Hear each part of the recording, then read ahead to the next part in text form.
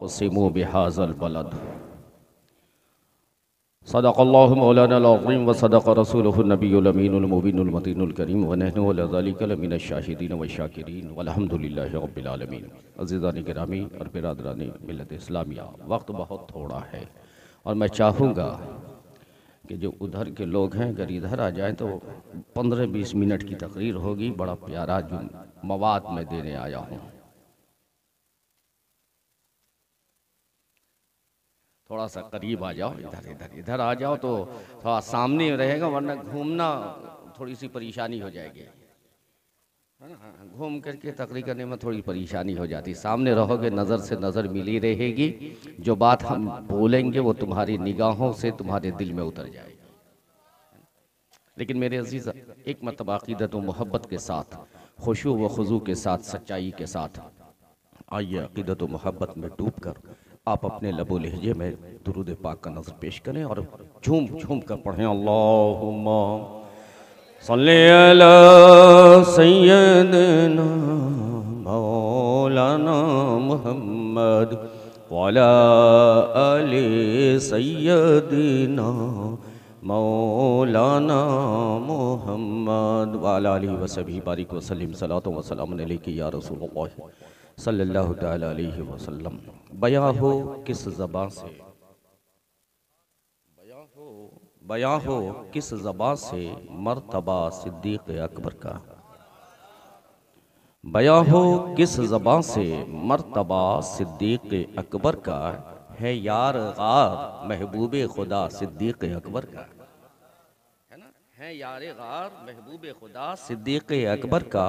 इलाही रहम फरमा, इलाही रहम फरमा खादिमे सिद्दीक़ अकबर। हर सैयद याद रखना, हर सैयद सिद्दीक़ अकबर का खादिम है ना।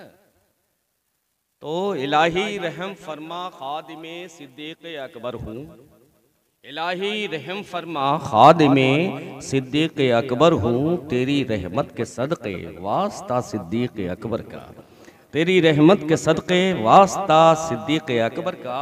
और हुजूर मुहद्दिस आज़म हिंद अलैहिर्रहमा ने तो कलम तोड़ दिया कह करके, एक ही शेर में सब कुछ कह दिया साहब। मुहद्दिस आज़म हिंद अलैहिर्रहमा इरशाद फरमाते, क्या पूछते हो सिद्दीक़ अकबर के फ़ज़ाइल सैयद, क्या पूछते हो सिद्दीक़ अकबर की फजीलत सैयद। हर फजीलत के वो जामे हैं नबूवत के सिवा, हर फजीलत के वो जामे हैं नबूवत के सिवा।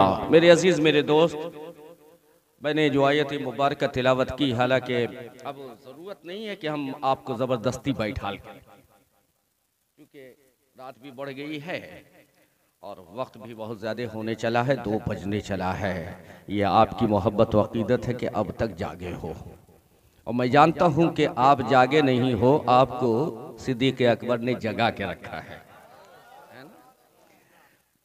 मैंने जो आयत मुबारक तिलावत की है वो बहुत सीधा सा है। आज 3 मट्टी का जिक्र होगा, 3 मट्टी का, समझ रहे हैं, 3 मट्टी का जिक्र मैं करूंगा। और अगर तवज्जो से आपने सुन लिया तो फिर आपको खुद ब खुद समझ में आ जाएगा कि मकाम सिद्दीक़ फारूक क्या है। रब ने इरशाद फरमाया, ला उक़सिमु बिहाज़ल बलद व अंत हिल्लुम बिहाज़ल बलद।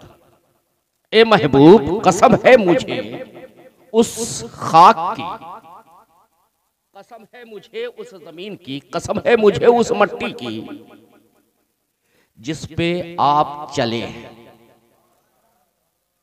उस मट्टी की कसम रब खा रहा है जिस मट्टी पे चलते हुए मुस्तफा ने नालैने रखा है।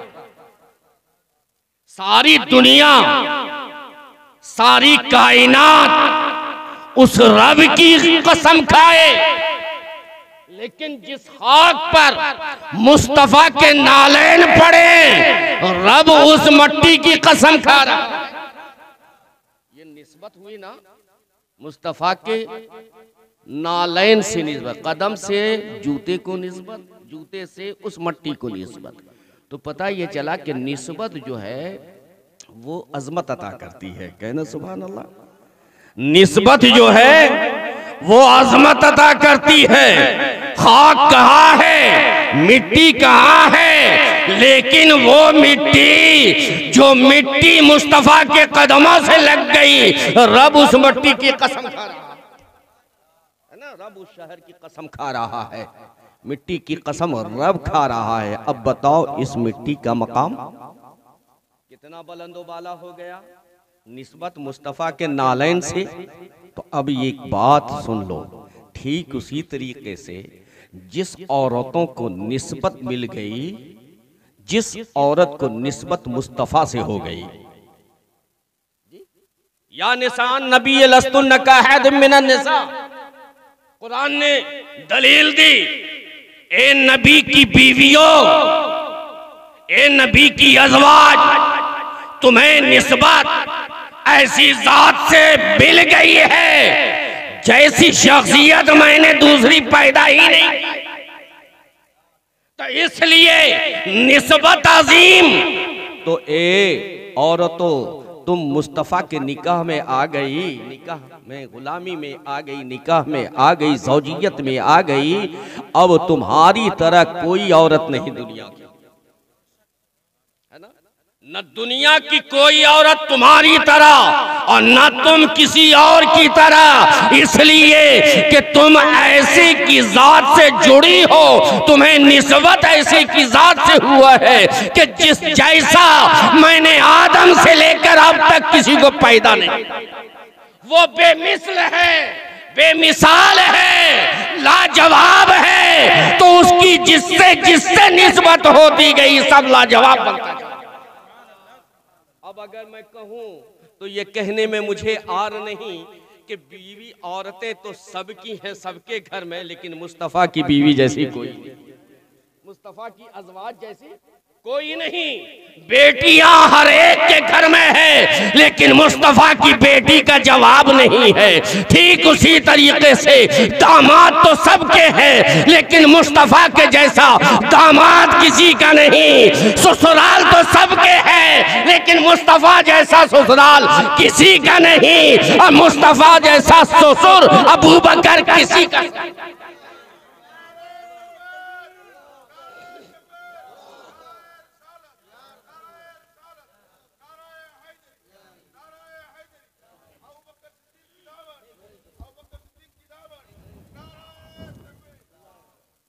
अब ये एक मिट्टी तो आपने समझ लिया ना, ये एक मिट्टी है।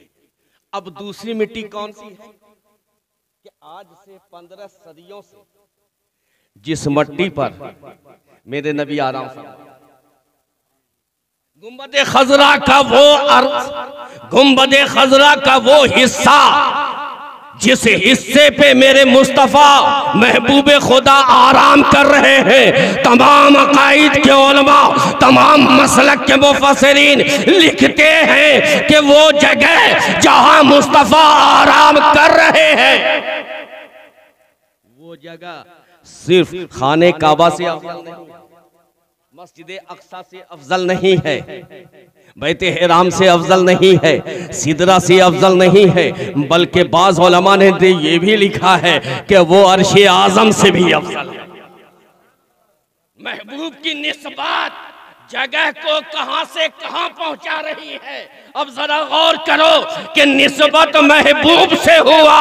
अब ये खित्ते अर्ज़ी जिस पर मुस्तफ़ा आराम फरमा हो, वो अर्श के ऊपर चला गया, अर्श से भी बुलंद हो गया। अब एक मट्टी तो ये देखा आपने जी, दो मट्टी हुई ना, एक मट्टी वो जिस पर चले वो भी अफजल, जिस मट्टी पर आप सोए हैं जी। अब यहीं से समझने की जरूरत है कितनी अफजल हो गई वो मट्टी के अर्श से भी बुलंदी पे पहुंच गई। अब तीसरी मट्टी का ख्याल करो यारो कि वो मट्टी कितनी अजीम होगी जिससे मुस्तफा का खाका बना होगा। बशरियत मुस्तफा जिस मट्टी से बना होगा वो मट्टी कितना अजीम होगा, कितनी बुलंदी तक वो मट्टी पहुंचा होगा कि जिस मट्टी से मुस्तफ़ा का खाका बना होगा, बशरियत मुस्तफ़ा बना होगा, खाका जिस मट्टी से बना होगा मुस्तफ़ा का, वो मट्टी कितनी अजीम, कितनी बुलंद होगी? बोलिए बुलंद है ना। अब आका सल्लल्लाहु अलैहि वसल्लम इरशाद फरमा रहे हैं कि ये मेरे उम्मतियों सुनो सुनो, गौर से सुनो, अना व अबू बकरी व उमर खुलिकना मिन तुरबतियों वाहिदा। अना व अबू बकरियों व उमर खुलिकना मिन तुरबतियों वाहिदा। याद रखना, जिस मट्टी से मेरा खाका बना है उसी मट्टी से अबू बकर बने हैं, उसी मट्टी से उमर बने हैं। पता ये चला कि जो मुस्तफा की मट्टी थी उसी मट्टी से अबू बकर को भी बनाया गया है, उसी मट्टी से उमर को भी बनाया गया है। अब ये मट्टी है कैसी? आपने सुना होगा ना कि जहां का खमीर वहीं पहुंचता है। जी, मेरे आका की एक हदीस सुन लो। सरकार ने इरशाद फरमाया कि जिस मट्टी से बंदे का खाका बनता है, किसी बच्चे का खाका बनता है, जिस मट्टी से अल्लाह फरिश्तों को हुक्म दे देता है और वो फरिश्ते उस मट्टी को उठा करके एक चुटकी उसकी नाभि में डाल देता है। उठा के उस मट्टी को जहां से ली जाती है, वो मट्टी उठा करके नाभि में डाल दिया जाता है, जिसे हम लेकर के जिंदगी भर फिरते रहते हैं। जिस कब्र को हम भूले हुए हैं, अल्लाह याद दिलाने के लिए उस मट्टी को हमारे नाफ में रखता है, छिड़कवा देता है, ताकि कब्र को तुम मत भूलो। हमेशा कब्र को याद रखे रहो कि तुम आप उस कब्र की मट्टी को अपने नाफ में लेकर के तुम घूम रहे हो। मेरे आका इरशाद फरमाते हैं कि जहां से मिट्टी ली गई थी, बंदे को वहीं दफन किया जाता है ना। इसी वजह, यही वजह है कि जब आप मट्टी देते हैं किसी मुर्दे को तो क्या पढ़ते हैं, याद है आपको? है कुछ पढ़ते हैं? हाँ, तारतन मिन्हा खलकनाकुम, रब कह रहा है मिन्हा खलकनाकुम, मैंने तुम्हें इसी मट्टी से बनाया है और इसी मट्टी में मिलाऊंगा। इस मट्टी से बनाया है और इसी मट्टी में मिलाऊंगा और फिर कयामत के दिन इसी मट्टी से उठाऊंगा। अब जरा पूछो, अबू बकर की मिट्टी कहां से ली गई, उमर की मिट्टी कहां से ली गई, और ये मिट्टी है कौन सी जगह है? तो सुनो, मुस्तफा जाने रहमत इरशाद फरमाते हैं, वमा बैना बैती व मिंबरी रौज़तुम मिन रियादिल जन्नह। ये वो मट्टी है, ये वो खित्ता है। मेरे आका इरशाद फरमा रहे हैं कि मिंबर से लेकर के हुजरे आयशा तक जो खित्ता है, जो अराजी है, जो जमीन है, वो जमीन बैती व मिंबरी रौज़तुम मिन रियादिल जन्नह, ये यहाँ वहाँ की नहीं है, ये जन्नत से आई है। वो मट्टी कहां से, वो जमीन का खित्ता कहां से आया है?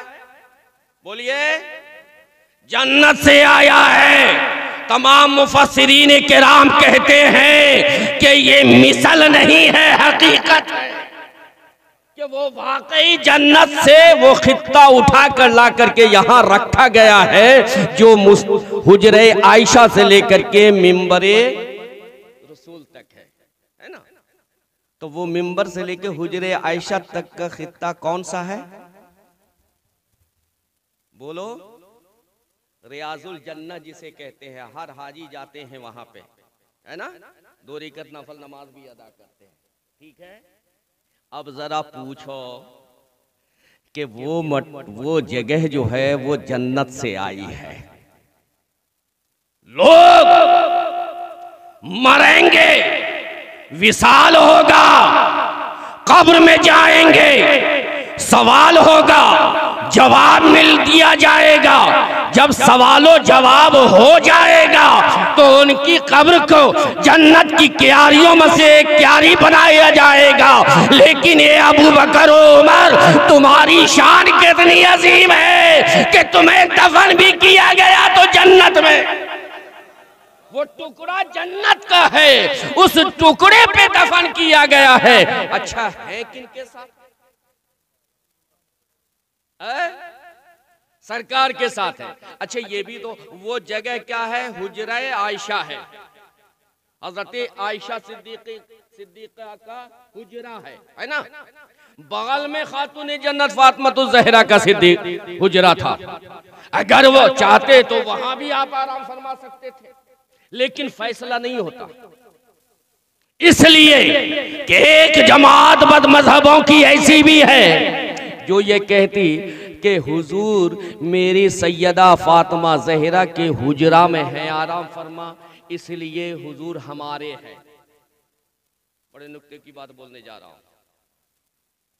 हुजूर हमारे हैं इसलिए कि उनके साथ जो है सैयदा फातिमा आराम फरमा है।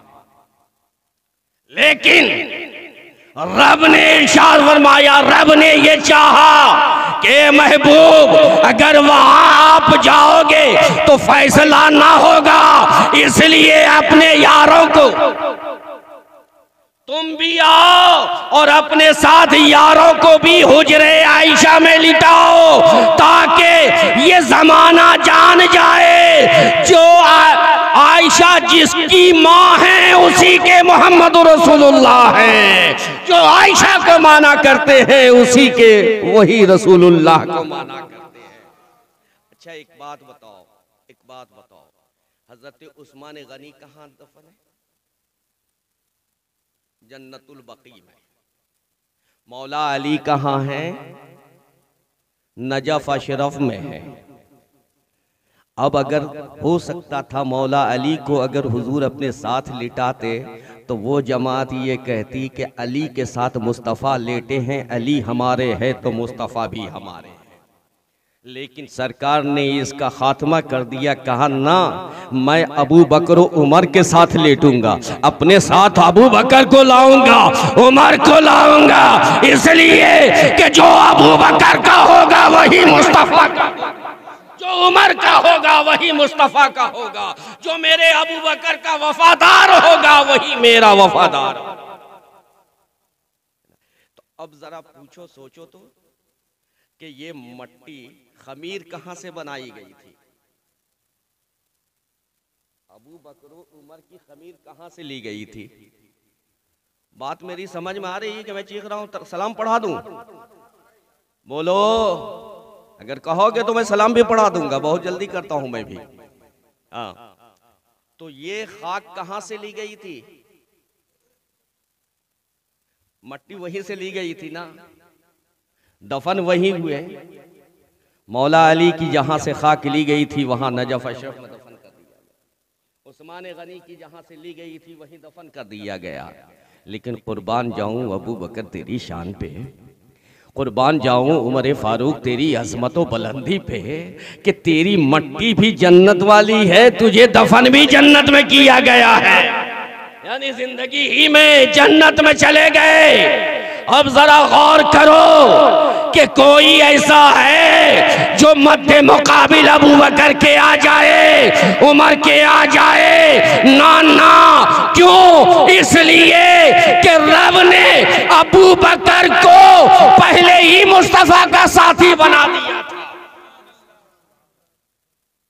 एक सहाबी हैं जिनका नाम हजरत जुबैर बिन मुतअम है।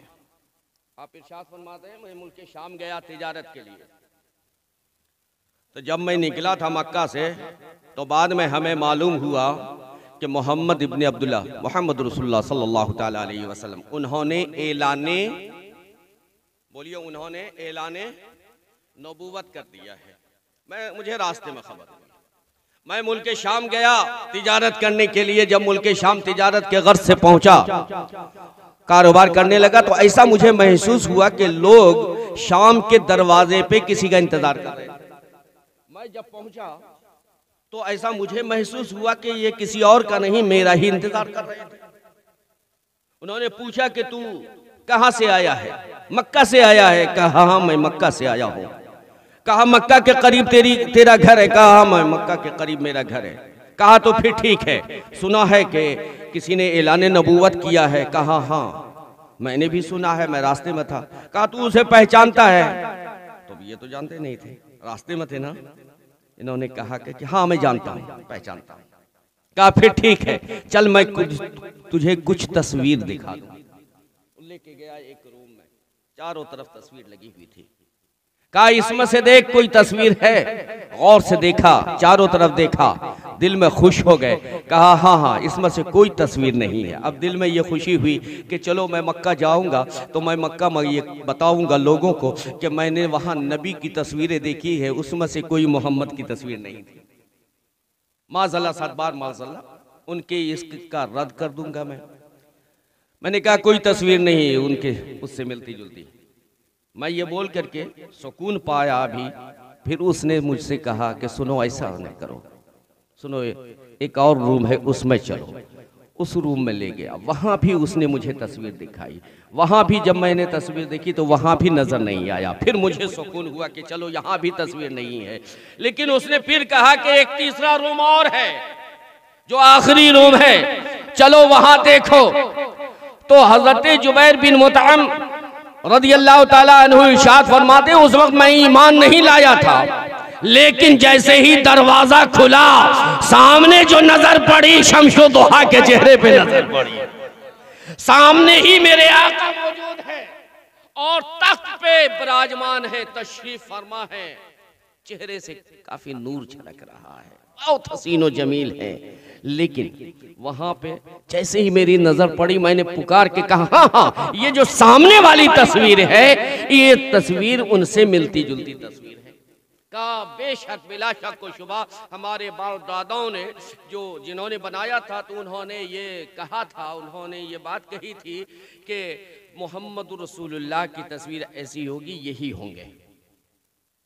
अब मैंने जब देखा तो देखा कि हुजूर सारे नबी तन्हा बैठे हुए हैं तख्त पे, लेकिन हुजूर जहां बैठे हुए हैं वहां कदमों में एक जात और बैठी हुई है। कह दे सुभान अल्लाह, एक जात और बैठी हुई है। उनका रुख जो है वो सरकार कायनात की तरफ है और मेरे आका का हाथ, दाया हाथ उसके सरे नाज पर है, उनके सर पे है।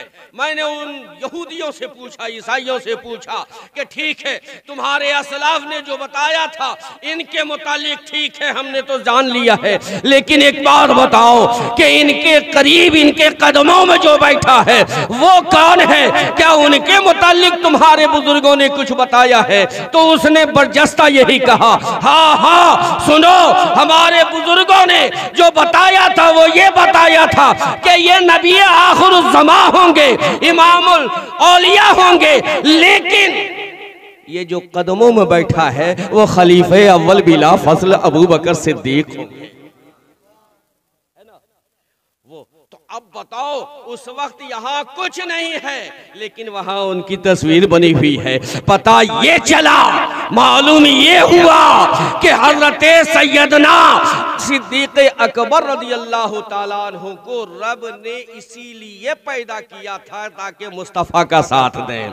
मेरे आका इरशाद फरमाते हैं कि सुनो मैंने सब पे दीन पे पेश किया, सब पे इस्लाम पेश किया, चंद ही लम्हों के लिए सही, लेकिन सब रुके, खामोश रहे, झिझके, कुछ देर के बाद इस्लाम को कबूल किया। लेकिन जब अबू बकर की बारी आई, जब अबू बकर सफर से वापस आया तो वो जैसे ही वो आया मेरे पास, चूंकि हम दोनों साथ रहा करते थे, तो जैसे ही आया उन्होंने कहा कि यार सुनाए सरकार आपने ऐलान नबूवत किया है। कहा हाँ बेशक मैंने ऐलान नबूवत किया है, ए अबू बकर तुम पर भी इस्लाम पेश कर रहा हूँ। तो हज़रत अबू बकर ने अर्ज़ी पेश की, यार मोहम्मद हर नबी के साथ मोजज़ा होता है, आपका कुछ मोजज़ा है आपके साथ? तो सरकार ने इरशाद फरमाया कि सुनो, वो जो रास्ते में राहब मिला था और जिस राहब ने तुम्हें देख कर, तुम्हारी निशानी देख करके तुम्हें बताया था, क्या वो मोजज़ा नहीं है? क्या वो मेरा मोजज़ा नहीं है? कहा या रसूल अल्लाह, बिला शक व शुबा हम तो वहां थे, आप यहाँ थे, लेकिन आपको सारी बात की खबर है। कदमों में गिरे, कहा या रसूल अल्लाह, अब चू बचेरा की जरूरत नहीं है, कलमा पढ़ाओ, मैं मुसलमान हो रहा। और मेरे आका सल्लल्लाहु उस वक्त कलमा पढ़ा है, उस वक्त 40 दिरहम आपके 40,000 दिरहम आपके पास थे। 40,000 दिरहम कितने थे? 40,000 दिरहम ईमान लाया है, और वो 40,000 दिरहम जो भी था जेब में सब निकाल के हुजूर के कदमों में रख दिया।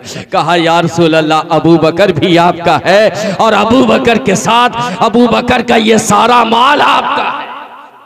इसीलिए मेरे आका इरशाद फरमाते हैं कि रब ने अबू बकर को वो शान दी है, रब ने अबू बकर को वो अजमत दी है, वो मर्तबा दिया है, वो बुलंदी दिया है कि हर एक का एहसान का बदला मैंने एहसान से दे दिया है, लेकिन अबू बकर ने जो मेरे इस्लाम पे एहसान किया है, मैंने उसका बदला नहीं दिया है, उसका बदला खुद अल्लाह अता फरमाएगा। मेरे आका सल्लल्लाहु अलैहि वसल्लम इरशाद फरमाते हैं, देखिए मैं बहुत जल्दी बहुत लंबे रूट में नहीं जाना चाहता, तफसीरा नहीं करना, बहुत जल्दी हदीसें आपको सुना करके आगे निकल जाना चाहता हूँ। मेरे आका सल्लल्लाहु अलैहि वसल्लम ने इरशाद फरमाया कि सुनो, अबू बकर क्या है कि जब सारे सहाबा, वो चाहे उमर हो, चाहे उस्मान हो, चाहे अली मौला हो, चाहे अबू ज़र गफ़ारी हो, चाहे कोई भी हो, ये जितने सहाबा हैं वो सहाबा आते थे, और जिब्रील जब मेरे पास होते थे तो जिब्रील बैठे रहते थे, है ना। जिब्रील अमी जब वही लेकर के आते थे तो जिब्रील अमी बैठे रहते थे, लेकिन अबू बकर का कभी ऐसा ना हुआ कि अबू बकर मेरे मजमे में आए हो, मेरी मजमे में आए हो, मेरी मजलिस में आए हो और जिब्रील बैठे हो, तो अबू बकर जब मेरे मजमे में आते थे तो जिब्रील अमी उन्हें देखकर उनके इस्तकबाल के लिए खड़े हो जाया करते, उनकी ताज़ीम के लिए खड़े हो जाया करते थे। कौन? जिब्रील अमी। और उनके अलावा किसी की ताज़ीम के लिए खड़े न होते थे। सरकार ने इरशाद फरमाया एक मर्तबा जिब्रील अमी से, ए जिब्रील, अगर तुम्हें रब कोई ऑप्शन दे, रब अगर तुम्हें ऑप्शन दे, तुम्हें ये बताए, रब तुमसे ये कहे कि अगर तुम बशर की सूरत में आना चाहो, तुम्हें इख्तियार दे दे कि नूरी से हट करके तुम बशर बन जाओ, इंसान बन जाओ, तो बताओ किसकी शक्ल शबाहत अपनाओगे, किसकी शक्ल को पसंद करोगे, किसकी शक्ल में आओगे, किसकी शक्ल में रहोगे। तो वो खड़े होकर के हाथ जोड़ करके उन्होंने अर्जी पेश किया, या रसूल अल्लाह, अगर मुझे इजाज़त रब दे दे और ऑप्शन दे दे, मुझे इख्तियार दे दे, तो मैं आपका यारे गार सैयदना अबू बकर सिद्दीक के लिबास में उनकी शक्ल को अपनाऊंगा। गोया आप इससे समझने की कोशिश करें कि अबू बकर की वफादारी कितनी है मुस्तफ़ा से, और रब की बारगाह में अजमत कितनी है, बुलंदी कितनी है सैयदना सिद्दीक़ अकबर की, कि हजरत जिब्रील अमी भी एक नूरी फरिश्ता भी दिल में ये ख्वाहिश रखता है, चाहत रखता है कि मैं अगर बनूं तो अबू बकर बनूं। तो यार अबू बकर की शान है, ये अबू बकर की अजमत है। मेरे अजीज, मेरे दोस्त, एक और नुक्ता समाप्त करें, उलमा की तवज्जो चाहूंगा इस नुक्ते पे। ये तो बहुत सारे मवाद थे, लेकिन अब क्या बतावे, वक्त ही कम है और रात भी गुजरती चली जा रही। बस एक नुक्ता समाप्त कर लो, मुझे मालूम है कि फजर की नमाज पढ़नी है। हजरत आदम अलैहिस्सलाम तशरीफ लाए, ठीक है। हजरत आदम से पहले कोई नबी नहीं जी, बज़ाहिर आदम अलैहिस्सलाम तशरीफ लाए दुनिया में, और जब आदम अलैहिस्सलाम तशरीफ लाए तो आदम अलैहिस्सलाम के बाद जो नबी आने वाले हैं, आदम अलैहिस्सलाम ने उनकी बशारत की। आदम अलैहिस्सलाम ने तस्दीक किसी की न की, क्योंकि आदम सबसे पहले थे, आदम सफीउल्लाह सबसे पहले थे, देखिए घंटी बज गई। हाँ, आदम अलैहिस्सलाम सबसे पहले थे, तो आदम अलैहिस्सलाम के बाद शीस अलैहिस्सलाम आए, तो आदम अलैहिस्सलाम ने शीस अलैहिस्सलाम के बारे में बशारत दी कि मेरे बाद शीस आएंगे। शीस आए तो शीस अलैहिस्सलाम ने आदम अलैहिस्सलाम की तस्दीक की। क्या आदम की तस्दीक की ना, कि आदम अल्लाह के नबी थे और मेरे बाद फला नबी आएंगे। अब इसी तरीके से बात चलती रही, नबूवत की कड़ी आगे बढ़ती रही।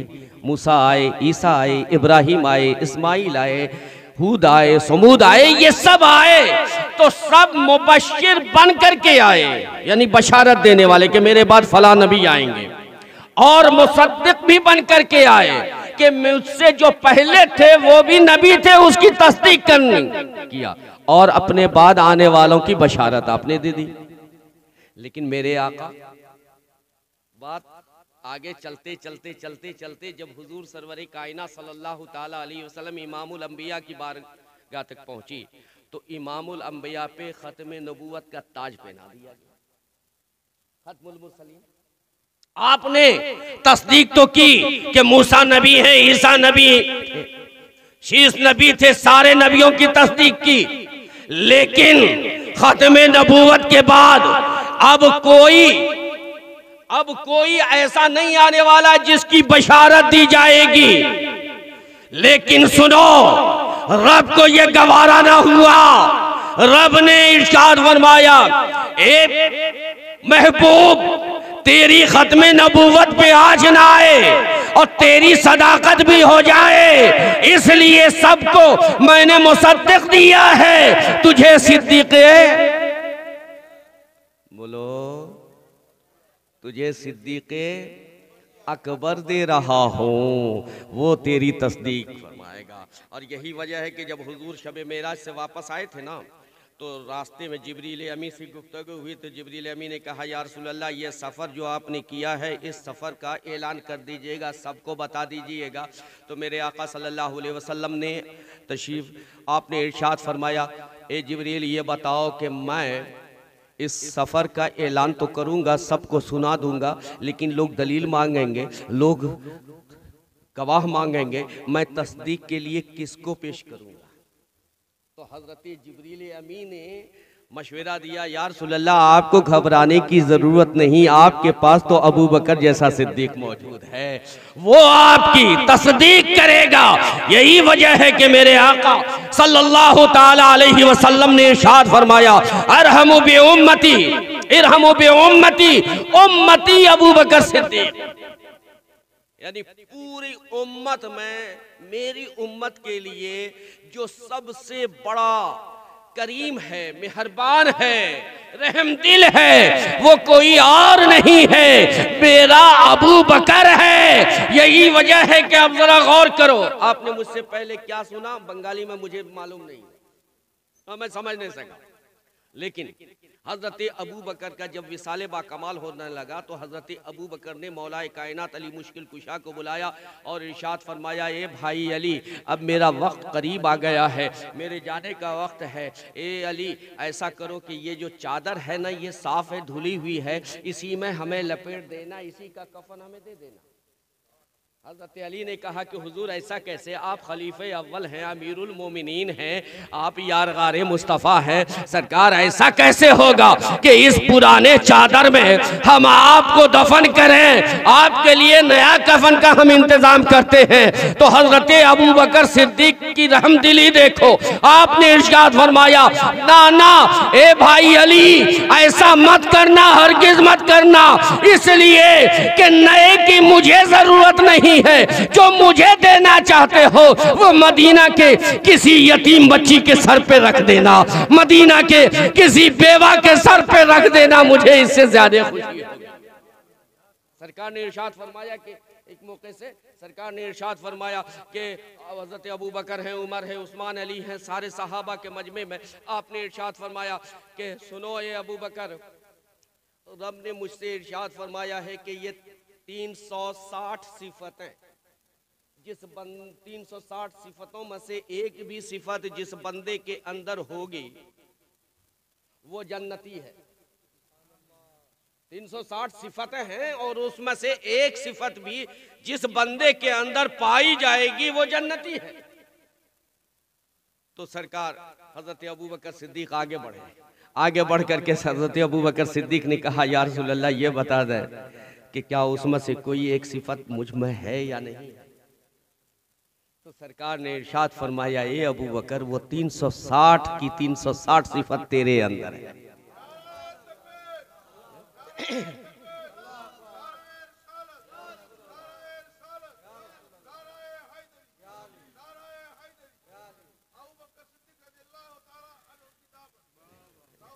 डगर डगर नगर नगर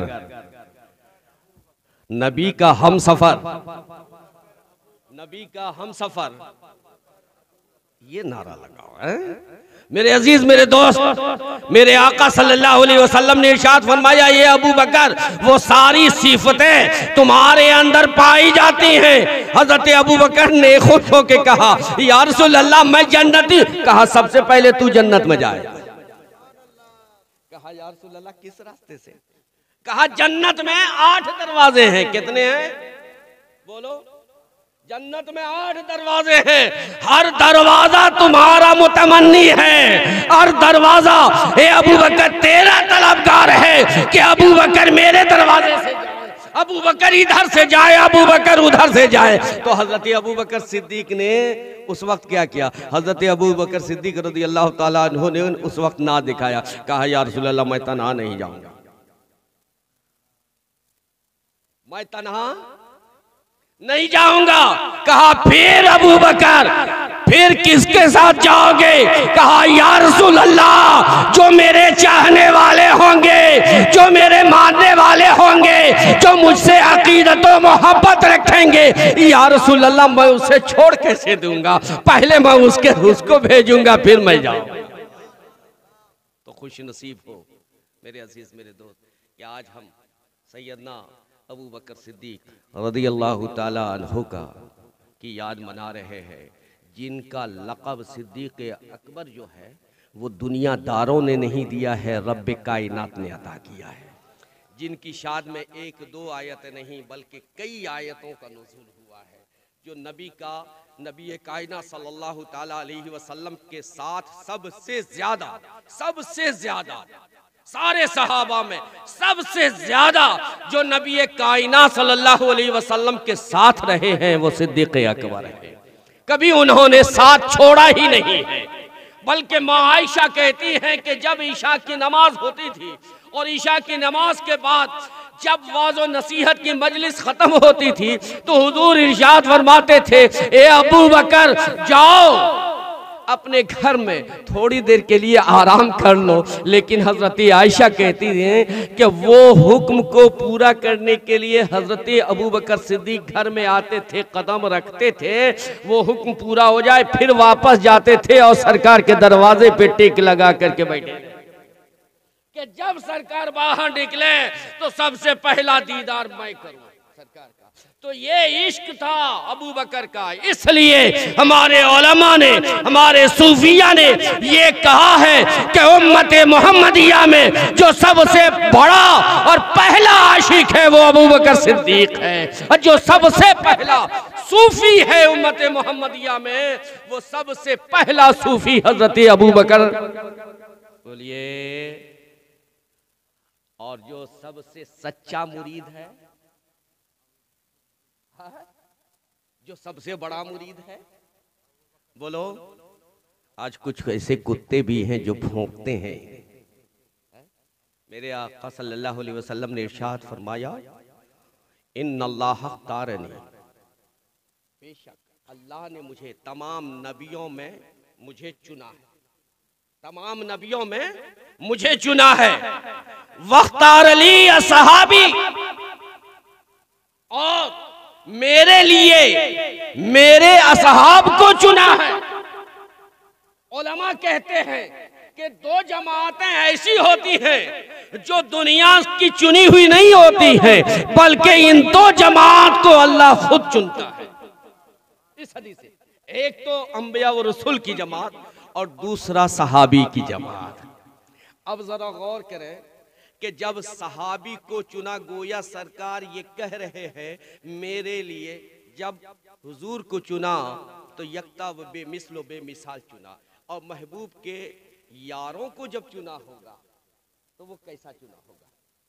वो भी तो पक्का और सच्चा और सुच्चा चुना होगा, कामिलो अकमल चुना होगा। तो गोया मेरे आका इरशाद फरमा रहे हैं कि रब ने जब चुना है तो अबू बकर भी मेरा चुना हुआ है, उमर भी चुना हुआ है, उस्मान अली भी चुने हुए हैं, अमीर माविया भी चुने हुए हैं, हसन हुसैन भी चुने हुए हैं।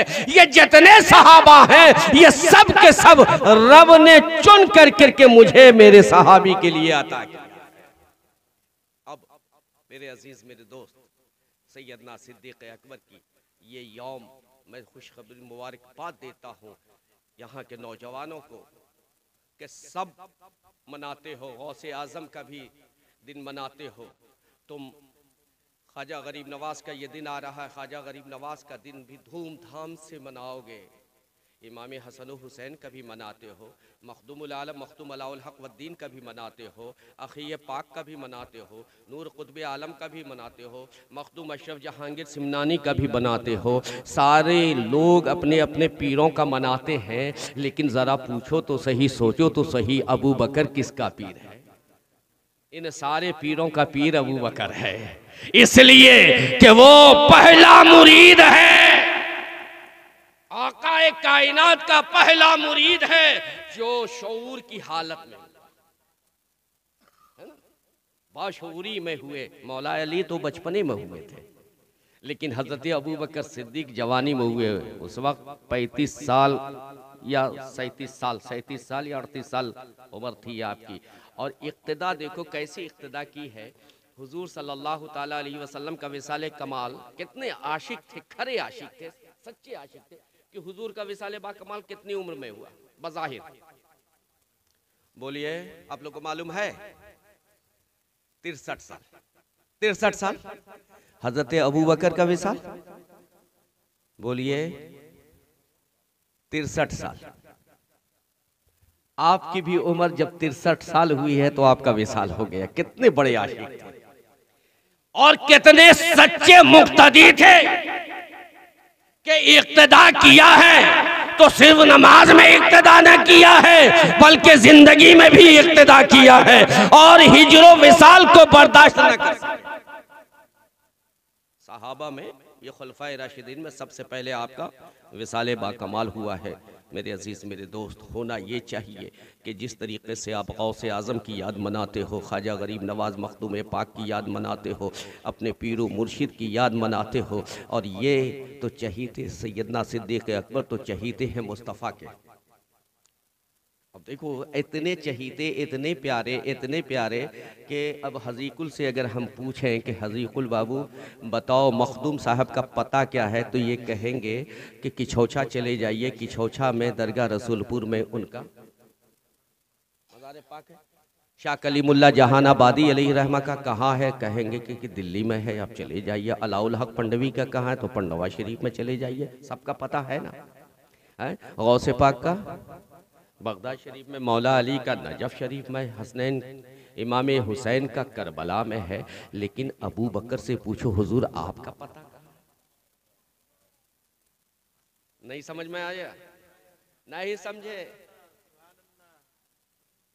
अबू बकर से पूछो कि आपका पता क्या है, उमर आपका पता क्या है? उन्होंने कहा मैंने खुद को ऐसा मिटा दिया है कि मैंने अपना पता रखा ही नहीं, मुझे मिलना है, गुंबदे खजरा आ जाओ।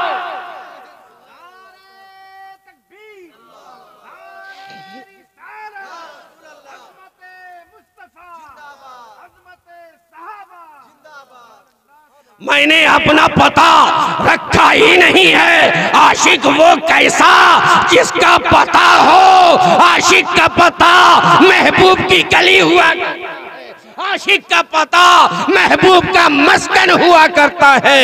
मैंने खुद को ऐसा मिटाया है, अपना कोई पता न रखा है। अरे मुझे तलाशने आओगे, मुस्तफा से मुलाकात हो जाए। मेरा पता ढूंढते आओगे, मुस्तफ़ा से मुलाकात हो जाएगी, मुझसे भी मिल लोगे और मेरे आका से भी मुलाकात हो जाएगी। अनम को जब से अपना पता मिला है, अनम को जब से अपना पता मिला है, पता बेपता लापता हो गया है। इश्क की वो मंजिल है कि जब सच्चा इश्क होता है, सच्ची मोहब्बत होती है, सच्चा प्यार होता है, तो आशिक जो है हमेशा अपना पता गुम कर देता है कि मेरा कोई पता ही नहीं है, मेरी सब कुछ तो मुस्तफ़ा है, मेरी जान भी मुस्तफ़ा है, मेरा पता भी मुस्तफ़ा है, मेरा मस्कन भी मुस्तफ़ा का कदम है।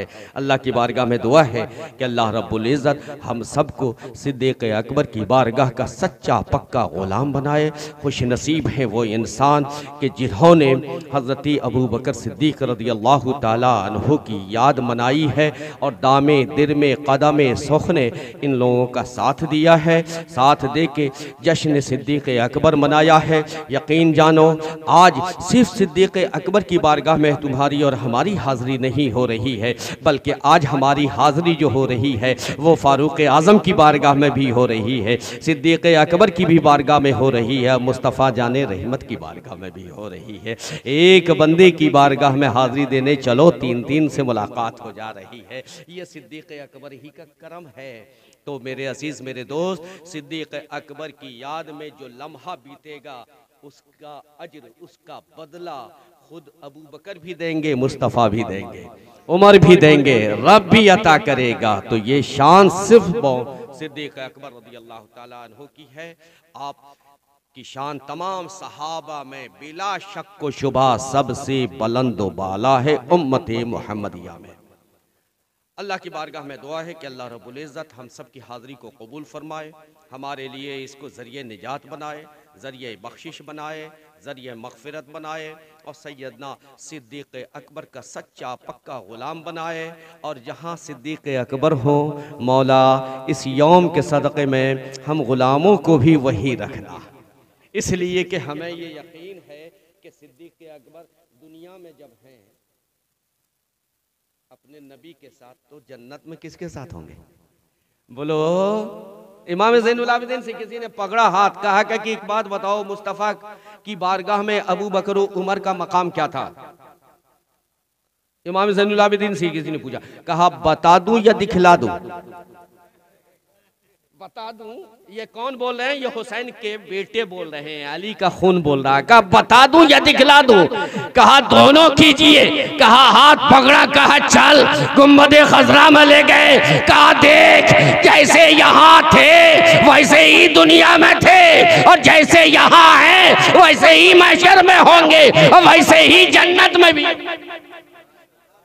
पता ये चला कि जो उनका हो गया है वो खुद ब खुद मुस्तफ़ा का हो जाएगा। अल्लाह की बारगाह में दुआ है कि अल्लाह रब्बुल इज़्ज़त हम सब की हाज़िरी को कबूल फरमाए। और जिन लोगों ने भी दामे दिर में कदम सुखने इस जलसे के इनेकाद में ताउन किया है, मुआविनत किया है, इस जलसे को कामयाब किया है, मेहनत व मुशक्क़त किया है, सरकार अबू बकर सिद्दीक़ की बारगाह में ये सब कबूल व मकबूल हो जाए, और सरकार अपने यार गार का सदक़ा उन सबको अता फरमा। अब हम लोगों ने अच्छी अच्छी बातें सुनी है, तो क्या इरादा, तौबा कर लें जी? तो दो जानू बैठ जाओ ना, हैं? दो जानू बैठ जाओ, अपने गुनाहों को याद करो और फिर सच्चे दिल से तौबा करो।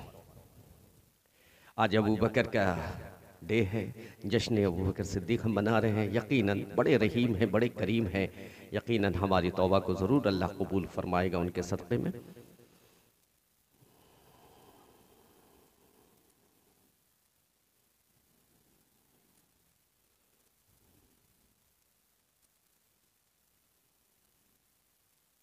पढ़िए, अस्तग़फ़िरुल्लाह रब्बी मिन कुल्लि ज़ंबिन व अतूबु इलैहि, अशहदु अन ला इलाहा इल्लल्लाहु व अशहदु अन्ना मुहम्मदन अब्दुहु व रसूलुहु। मेरे अजीज़, मेरे दोस्त, हम लोगों ने तौबा भी कर लिया है और कलमे तैयबा भी पढ़ लिया है। अब नई ज़िंदगी हमारी होनी चाहिए। अबू बकर सिद्दीक़ अकबर का जश्न हम लोगों ने मनाया है, तो कोशिश हम लोग करें कि सीरत अबू बकर सिद्दीक़ भी अपना लें। ना सीरत अबू बकर सिद्दीक पे भी हमारा और आप सबका अमल होना चाहिए। वाखिर दावाना अनिल हम्दुलिल्लाहि रब्बिल आलमीन। अस्सलामु अलैकुम व रहमतुल्लाहि व बरकातुहू। आइए सलातो सलाम।